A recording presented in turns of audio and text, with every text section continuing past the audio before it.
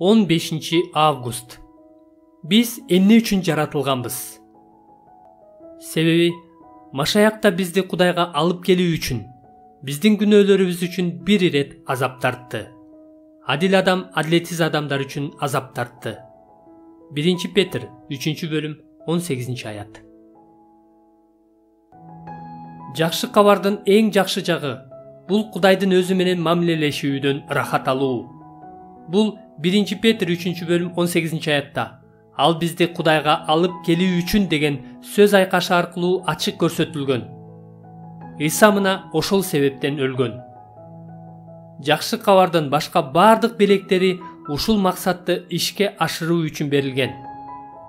Күнөөлөрүбүз бизди Кудайдан алыстатпашы үчүн кечирилгенбиз.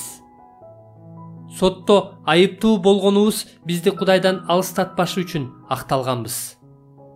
Кудай ата менен болгон мамилебизге анын каары тоскоолдук болбош үчүн, анын каары Исанын өлүмү аркылуу канааттанган.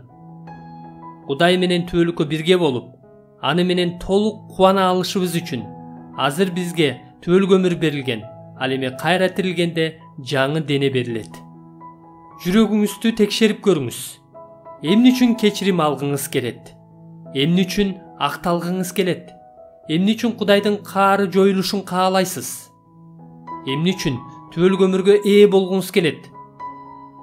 Сиз үчүн мунун эң негизги жообу себеби мен азыр жана түбөлүккө Кудай менен кубангым келет деген жооп болобу? Кудай жакшы кабар аркылуу өзүнүн сүйүүсүн көрсөткөндүгүнүн себеби акыр аягы өзүн белекке бергиси келгендигинде.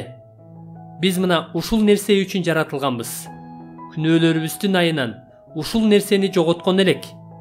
Машаякта дал ушул нерсени калыбына келтирүү үчүн келген. Сенин алдыңда толук кубаныч, оң колуңда түбөлүк жыргал.